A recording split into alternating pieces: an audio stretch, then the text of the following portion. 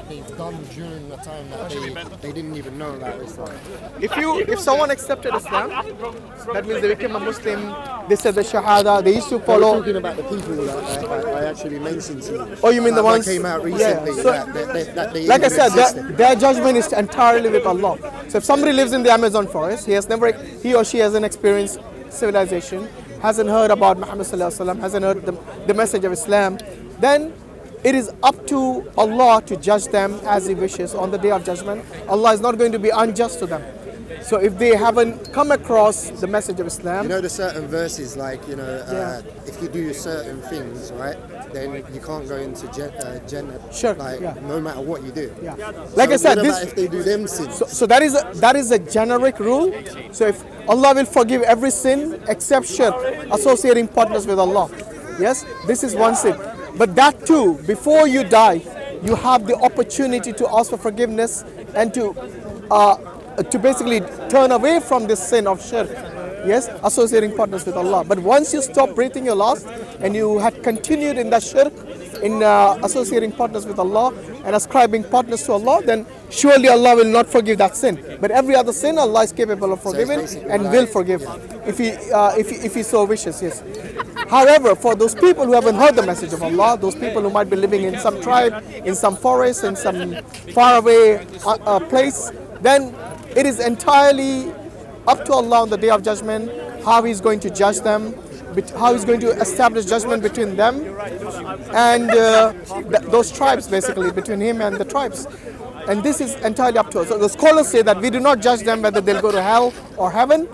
We leave the judgment and we reserve the judgment, and it's up to Allah what He does on the Day of Judgment. So He will basically test them on the Day of Judgment as to whether they deserve Jannah or not. You see, I've got a cousin that was actually, well, he was born and raised as a Muslim, right? Just like me as well.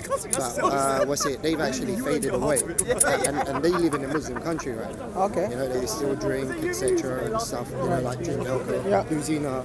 You know, but I mean, like, he came across a topic which he was actually discussing with me, and I didn't have the answers because I was ill knowledge, and I'm still only discovering like a lot more in depth with you know, like, I don't know Arabic places, so I don't know what things. No, it's always good to ask people if you don't have knowledge. So ask people who have knowledge. Okay, I myself, I mean, I'm not a scholar, so if I have some issues that I haven't come across before, I go and ask people of knowledge, and this is what Allah has advised us in the Quran. Yes. And the Prophet ﷺ, when he was there, the people used to come and ask him. Even the Jews who were not Muslims, they used to come and ask the Prophet ﷺ his advice. So he would give them advice, he would give the Muslims advice. He would basically, that was his job, not to just bring the Quran, but also to tell them how to go about the day-to-day relationships, the trading that they used to do. So whether it's your financial life, your economic life, your social life, your private life, he used to basically consult and advise and recommend during all these situations. Because in the Sharia, it's not just the corporal punishments, which many people unfortunately assume what the Sharia is. The Sharia is the holistic lifestyle of a Muslim. So how they have to approach a particular relationship, a particular trait, a particular for example, how you deal with your teacher or with your parents, okay, and how you go about your daily life, all that is encompassed within Sharia. Okay, the corporal punishment is a small fraction of the Sharia, but somehow you see in the media most of the time that is magnified, and they think that is what actually Sharia is. Yes, which is only a small part of Sharia. So Sharia encompasses everything about the Muslim life, from the Quran and Sunnah, how they have to go along. Because you see, Islam is a way of life. It's not just religion. You go in a mosque, you sit down, you start praying, and that's it. So you're fasting, praying. These are your obligations. Of course, you have to do them. However, that is not all what your life encompasses. So from the day you were born until the day you die, you go through an entire life and these different phases of life.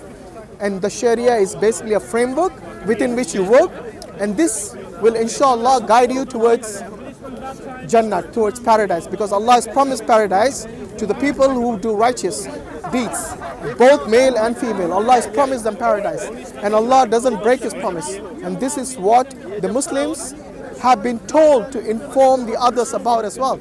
So you see many of these fringe groups like the ISIS or like Boko Haram and all this. These people are fringe groups, got nothing to do with Islam. They might go about shouting and giving slogans about Sharia and all that, but they are the first ones to break the Sharia. They are the rules of the Sharia, of not killing people who are innocent and civilians, not to harm them, not to harm the women and children. The Prophet ﷺ had this code of conduct.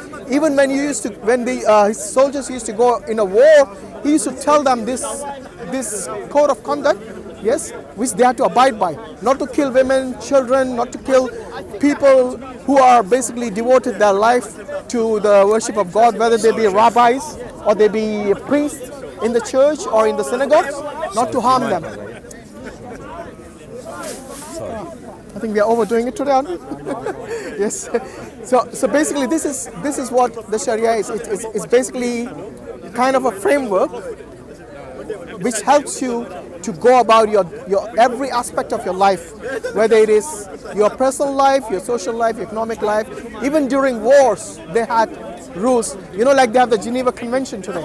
So they have laws of engagement. When an army goes to a war, what they should do and what they cannot do, what is forbidden for them. This was formulated 1400 years ago when the Muslim armies used to actually conduct themselves in a war. How to conduct themselves. How one person, one individual has to be treated by the army. Yes. So they were told not to burn crops, for example. When you go to a land which you capture, do not burn the crops. Do not destroy the livelihood, or basically the sheep and the cattle they have. Do not kill women and children. Do not kill non-combatants. Do not murder and kill and destroy the places of worship of others. So the churches and the synagogues and the people who have devoted their lives within the rabbis and the priests, do not harm them. These soldiers were given these instructions by the Prophet ﷺ and later his companions, who were the generals of the armies. So it was not something which was just go and attack a country and completely annihilate them, like you see in the book of Deuteronomy in the Bible, to go and kill every male, every female, every child, and destroy and utterly destroy everything. Even the prisoners of war in Islam, they were given a particular right.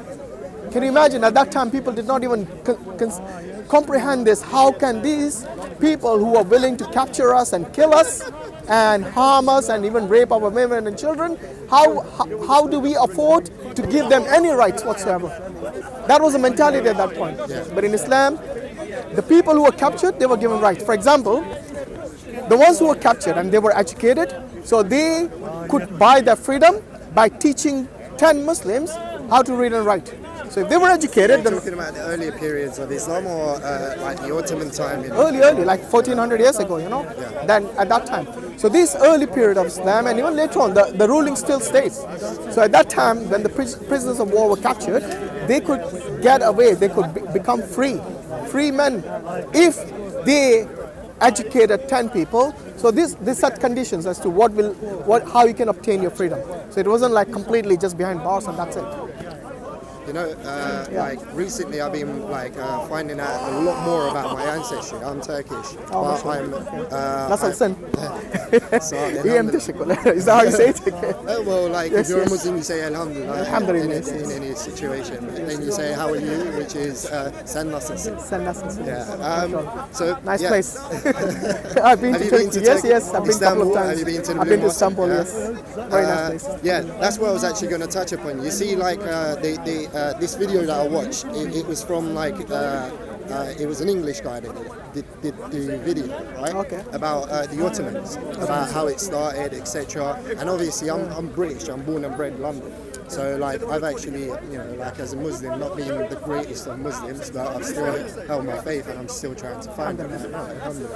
And inshallah, like, you know, may Allah guide me. Amen.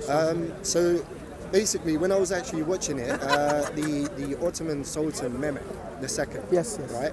He started something which I didn't actually understand, and I was speaking to my sister about this, about how he started taking people, like women, from other ethnic minorities and religions, and started to bewive them.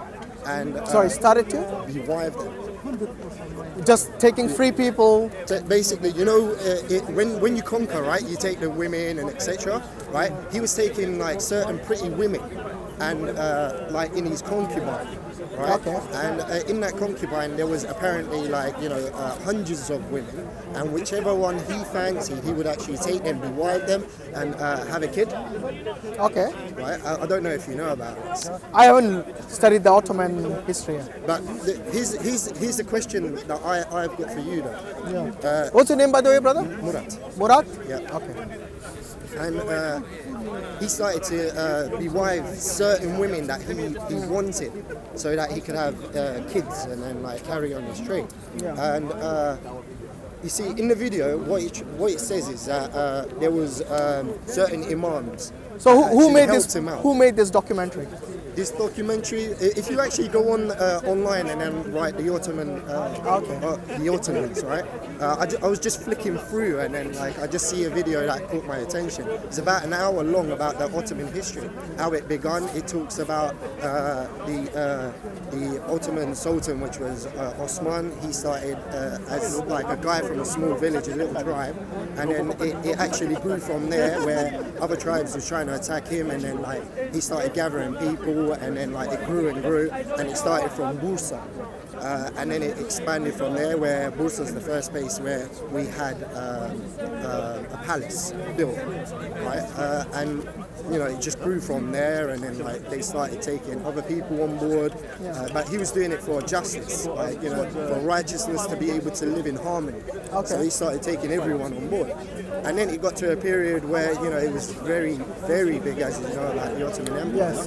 right? And then he started to bewive these people. But the way that he mentioned, the guy that was explaining about the Ottomans, the way that he mentioned it, he said that, there were certain imams that actually joined him, and then he started a concubine, where he was taking women on board and, bewiving them and then like making children. Now, I wanted to see what you thought about Well, I don't know. Because to be honest, I don't know. Is there such a thing like that? Like having harems and all? I don't think so. This like is not. harem. This is not something that is Islamic. To have a harem, you see this in Hollywood movies and all. Yeah. Like you see this very rich sultans having a harem full of concubines and females and all that. Look, this is not I'm something. trying to understand the perspective that he's coming from, starting something like that, but being. I don't think I know any of the right. righteous caliphs who had a harem of women, where they used to have lots of women and they used to like enjoy them. And all. This is something which came later on. So even if they did it, this is not something that Islam is a teaching from the Sharia or recommended by Islam as such. Obviously, there are Muslims who have done this in the past, and this is, like I said, this is their own pleasures, their own whatever desires they had. This is entirely up to them. I mean, it's nothing to do, not the teaching of Islam. But in Islam, unlike the other, But he was the head of an Islamic empire. doesn't mean anything. You see, if he's a head of Islamic empire, it doesn't mean that he's a role model to us. Yes? For example, today you have people like the ISIS, and they claim that this territory of the Levant is going to become our territory, and I'm going to become the caliph of this particular nation, which they call the Islamic State. Yes? Just because they have self-imposed themselves on this particular land and call themselves a caliph doesn't mean that they are accepted by the Muslims. They might coerce some people and force them to accept them as the caliph, but this is not what majority of the Muslims accept. Most of the Muslims would say this has nothing to do with Islam. If they go and carry these killings, and if you look at most of the victims are Muslims. For me, I find it preposterous. It is, yes, it is. Preposterous. It is, because if you go about just killing people and collecting women as part of your harem, yes, this is completely something which is not what Islam has ever advocated. So you see, in the past you had other nations which are not Islamic and which did basically en masse collect slaves, for example. So if you look places like if you look in the Bible, for example, where they had, for example, if you look at Numbers 31, you have Moses, who killed every male, every female, every child of the Midianites, and he enslaved something like 31,000 females that were virgin. So little girls who were virgin, and most people who actually look at this and look at the history, they say that this was done as sex slavery. So you see, this is something you find in the Bible, for example. But in the Quran, it doesn't say go and collect some virgin girls somewhere. No, it doesn't say to kill women and children. But those who fight you, you fight them. But even those people who have fought you and then they stop. Yes, Allah says in the Quran, so if you read Surah chapter 60, verse 8, 9, I believe, you'll see that Allah tells them to escort them to a place of safety. So even those people who are fighting you, but now that they have stopped, do not go beyond the limits, Allah says. Do not basically commit a crime, which they call today, this is a crime, a war crime, to go and kill rampant, kill unnecessarily people, even if they are soldiers. But once they've given up, once they have said, we want to now stop the war, we want to basically have peace with you, then escort them to a place of safety. Allah says this in the Quran. And these are people who wanted to kill you. These are the people who waged war with you. So if the treatment for people who wanted to kill you is such, can you imagine the treatment for women and children who are innocent? Now you see, this is it's a topic which I think today for you to understand, you actually have to look at the history books. Because what many people do is they look at the standard today in the 21st century, and then they try to judge the time period 1,000, 2,000 years from today. Yes, you have to look at everything in context. Because at that time, they did not have, like the United Nations, where the boundaries were set and you cannot basically go and invade another country. At that time, it was basically might is right. So whoever was the strongest army, they would take the flag and hoist it in another country and it would become theirs. And this was not something that only the Muslims did. You see, I've been told many times from different people, right, that are Muslims, that everything that we do is already written. Oh, you're talking about the Qadr. Right. Yes. And if it's written, and we're going to be doing sins, right? How are we going to be judged upon something that's already written? No, written doesn't mean Allah has imposed it on you. Written means a pre-knowledge. So, for example, if I asked you, if you asked your child, okay, what is your favorite toy? Okay. Yes? And he's going to tell you his favorite toy. But before he told you what was his favorite toy, you might already somehow assume that he was going to say this because you know him. Right. Yes? You see what I mean? That doesn't mean you imposed that gift on him, did you? You did not somehow telepathically tell him to, okay, make sure you tell him, I don't know, whatever the famous toy now is. I don't know what it is. Might be some transformer or something like that. Years old and like I've bought him a car set. He likes cars. Yes, exactly. But so, the other one, like he doesn't like anything at the moment. Yes. He's another 2-year-old. So cars is a good. So for example, if your child likes Lamborghinis or something like that, and you buy him a Lamborghini before he tells you, okay, then does it mean that you're imposing this toy on him? No, it's not. It's because you, being his dad, already know what his likes and dislikes are.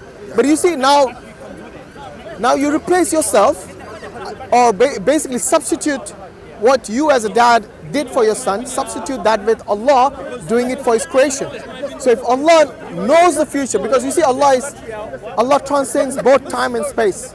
So we think in terms of future and past. Allah doesn't think. Allah is beyond time and space like the way we understand it. So we cannot say that Allah is already written for you to do a sin and you're going to do it. Allah knows you're going to do a sin, or Allah knows that you're going to do some good deed. It doesn't mean Allah forced you to do that thing. You see what I mean? So there's a difference between choice. Of course, you got a free will. At the end of the day, did anyone tell you to come to Speaker's Corner and talk to me? No, you came with your own free choice.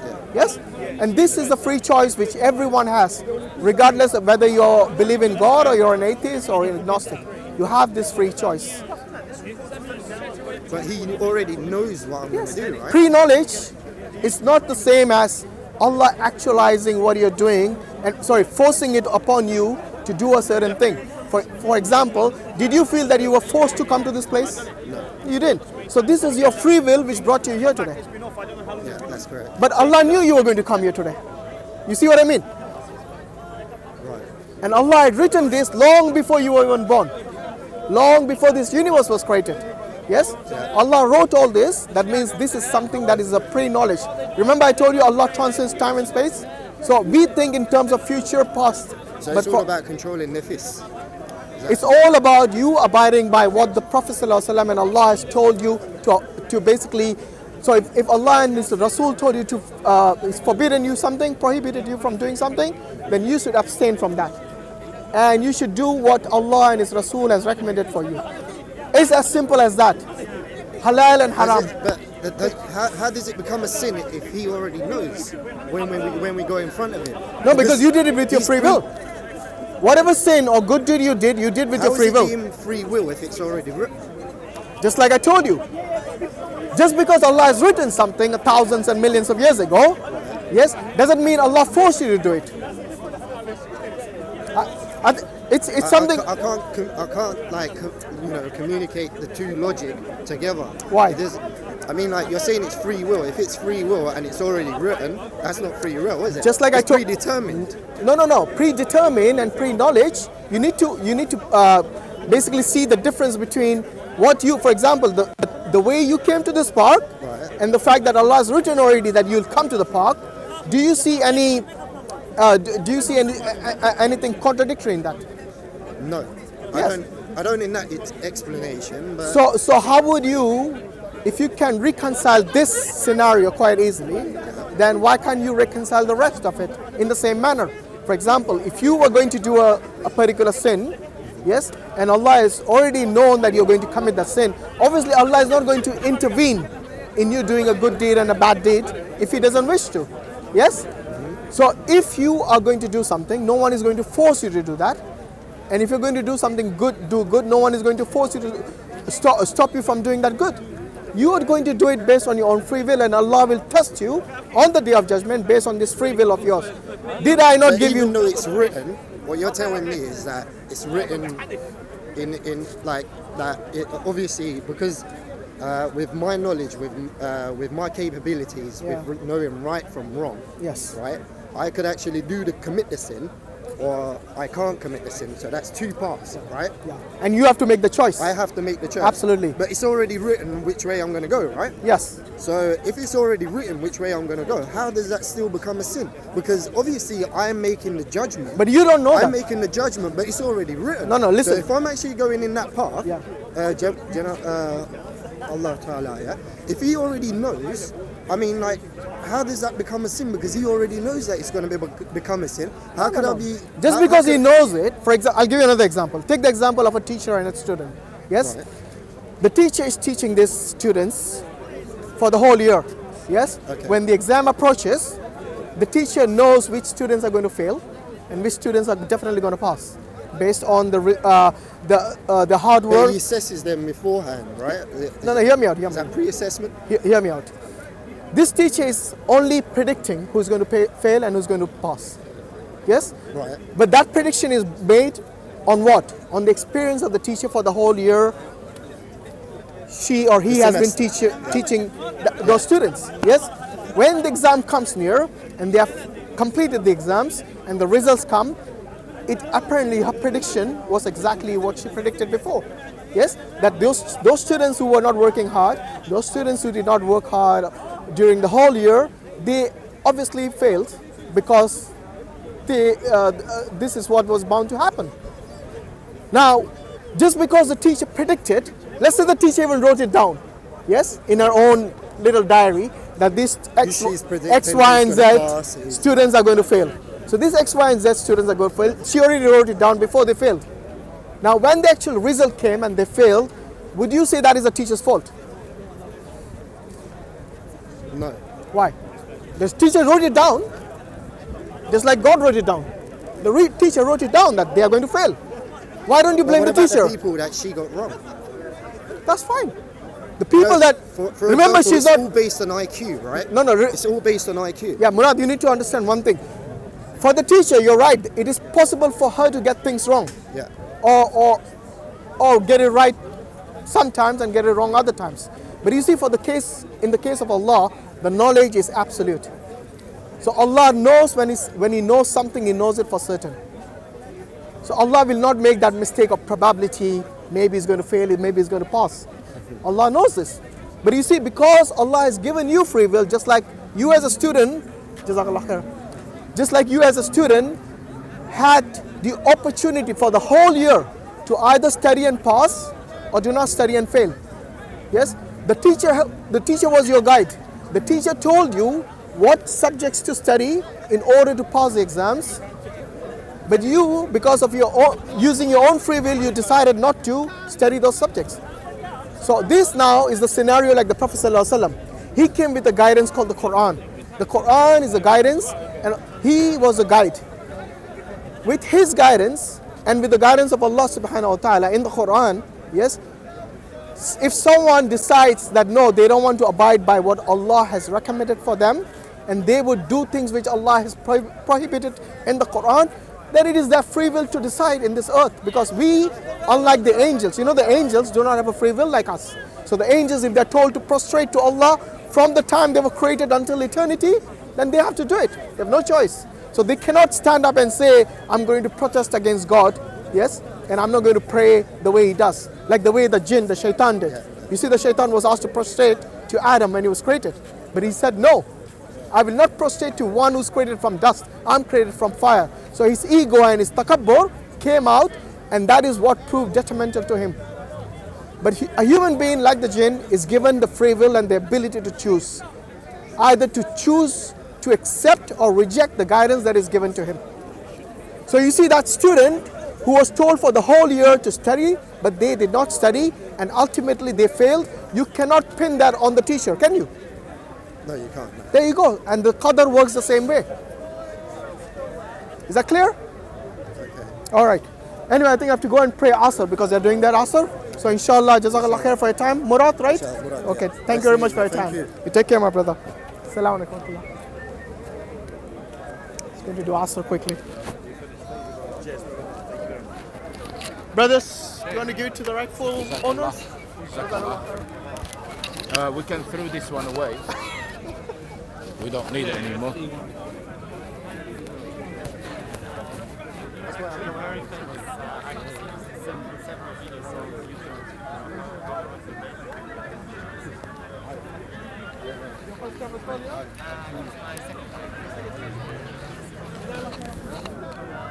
You guys do this, I will bring you coffee, man. You keep on doing this. Sorry, whose is this? Do you know? That's Ilyas, I think. Oh, is it? Okay, put that in my pocket. Hashim, What is it? I haven't prayed yet, Oh, is it? so let's pray together. No, it's not. They just... Let's go, come on. If you're not doing anything, yalla. Yeah, I'm just getting this thing. Oh, I tell you what, why don't you guys pray together? Keep an eye on you. All right, go on. If you don't mind. I don't think that is Ilyas. That's fine, go on. Can't be Ilyas.